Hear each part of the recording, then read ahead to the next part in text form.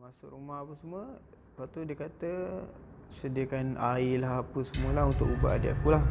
Okay, lepas tu dia pun berubat. Dia berubat adik aku. Dia kata rumah ni banyak, dia cakap kan, rumah ni ada banyak dah makhluk masuk, dia kata tu. Lepas tu kita orang macam tanyalah apa yang ada Ustaz kan. Sebenarnya kamu ni dah, keluarga kamu ni ada yang dah kena buatan orang, dia kata macam tu. Lepas tu kita macam kenapa pula kan. Okay, lepas tu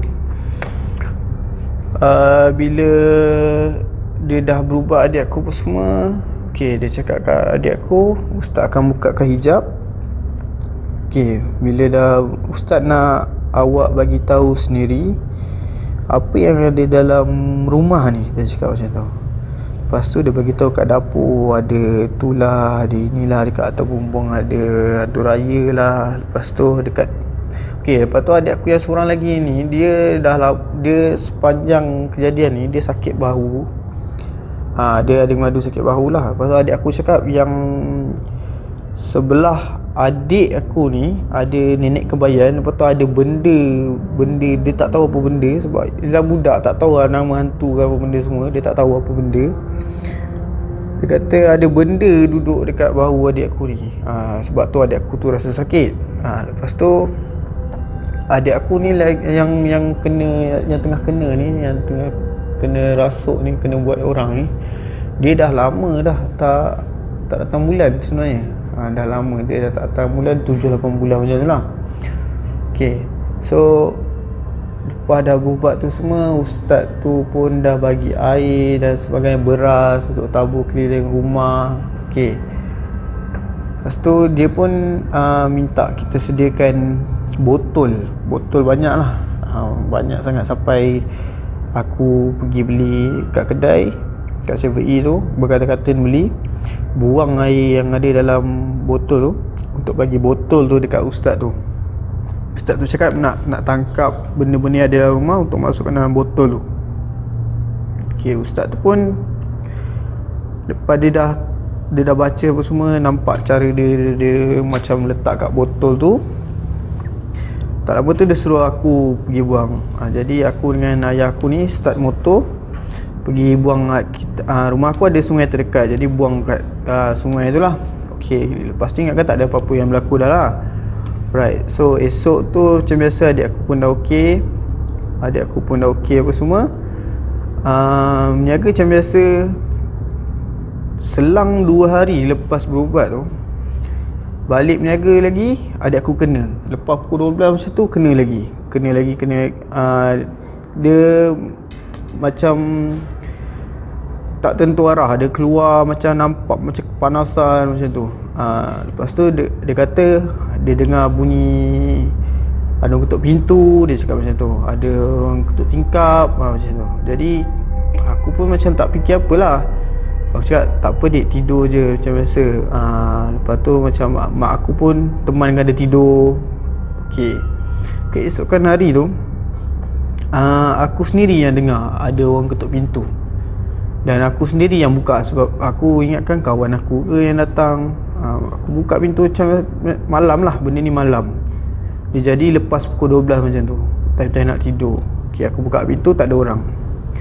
Sampai aku bapak aku pun alami benda yang sama, dengar orang ketuk pintu, buka tak ada orang.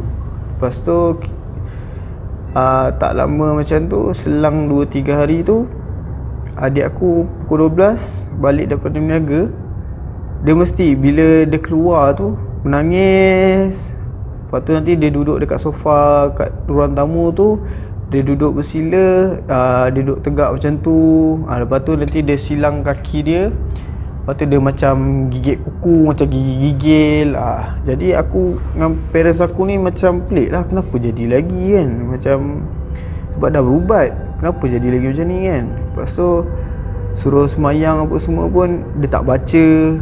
Dia nampak lah, dia tak, kalau kita semayang berimam, adik aku yang seorang lagi ni dia period, dia tengok kan, memang tak baca. Tapi kita orang buat seakan-akan yang kita orang ni tak tahu, yang kita orang tahu adik kita orang ni bukan dia. Sebab kalau kita tunjuk yang kita dah tahu, dia lagi menjadi-jadi. Jadi kita treat macam biasa, makan macam biasa apa semua. Tapi apa yang lain nampak kat dia ni, makan banyak. Dia adik aku ni dia bukan jenis yang makan banyak tau. Lepas tu dia makan pun kali ni masa sepanjang dia kena ni, dia request makanan tu macam contohnya dia nak yang separuh masak, dia tak nak garing sangat, dia nak macam mentah-mentah macam tu lah lebih kurang. So kita orang tak pernah macam makan separuh masak apa semua tu. Kita orang bedal mak goreng macam biasa je apa semua. Ni dia request macam-macam lah, pelik-pelik. Sampai kita orang pergi pasar malam. Kita orang pergi pasar malam sebab dia request, dia cakap nak makan rangka ayam. So aku, bapak aku, dengan adik perempuan aku lagi seorang ni, dengan dia pergi sekali pasar malam. Tapi aku dengan adik aku yang kena buat dengan orang ni tak turun. Yang lain turun lah. Dalam kereta tu, kau bayangkan masa tu aku dah tahu dah adik aku ni sebenarnya bukan adik aku. Tapi aku macam, aku terpaksa lah, aku kena stay lah sekali. Biasa lah, mana boleh tahan kan, sebab kita dah tahu yang tu bukan adik kita. Aku keluar je pintu tu, aku duduk je sebelah pintu yang dia duduk tu. Jadi dia duduk je bersila senyum. Dia duduk senyum je. Adik aku ni sepanjang dia kena ni, dia senyum, gelak. Nanti malam dia nangis, macam tu. Dia benda-benda macam tu yang jadi kat dia. Okay, lepas tu parents aku semua dah datang, dah bawa makanan yang dia nak tu dalam kereta tu. Dia nak balik, dia kata dia nak makan sekarang dalam kereta juga.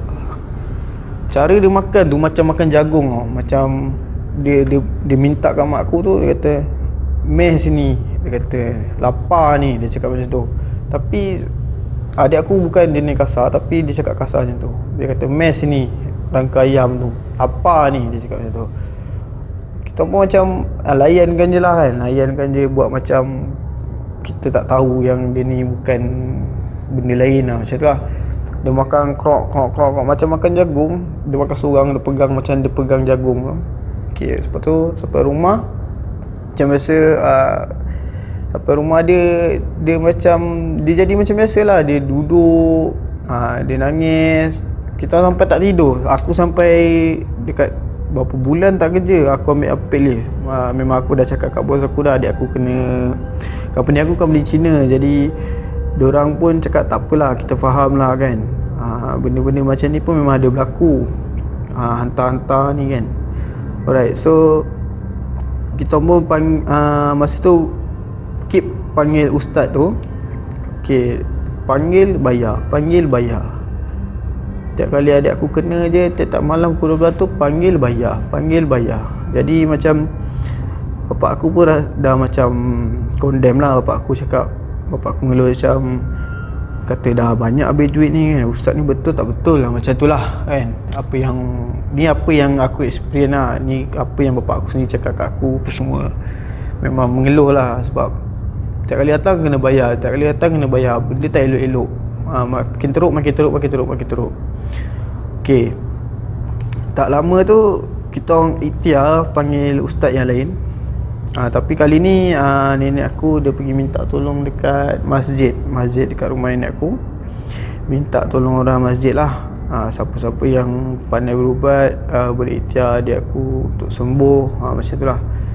Itulah dia imam ni ada kenalkan dengan satu jemaah ni. Dia ni dulu pernah berubat orang, tapi dah lama tak berubat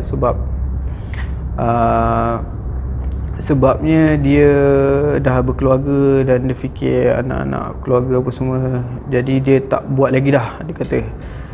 Okay, so dia kata tak apalah makcik, saya cuba usahakan. Sebab masa tu SPM dah nak dekat dah, jadi dia kata kesian pula. Dia kata tak apalah, saya tengokkan lepas isyak saya datang ke rumah.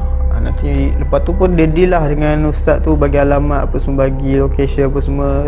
Ustaz tu datang lah. Tapi masa ustaz tu datang, aku tak ada kat rumah, aku pergi main futsal. Okay, aku pergi main futsal. Balik tu ustaz tu memang ada kat rumah lah. Aku naik kereta sampai kat rumah, ustaz tu kat dalam. Aku jejak je kaki aku kat rumah, aku bagi salam apa semua. Ustaz tu cakap aku datang dengan siapa? Dia kata adik datang dengan siapa? Dia kata macam tu. Aku cakap lah seorang. Ada benda yang tumpang tu, kalau nak tahu, dia cakap macam tu. Lepas tu ustaz cakap tak apalah, tak apa, pergi masuk ambil wuduk, lepas tu datang sini balik. Lepas tu aku pun ambil wuduk apa semua, datang kat ruang tamu balik. Kata benda yang tumpang aku tu perempuan, pakai baju pengantin, dia cakap macam tu.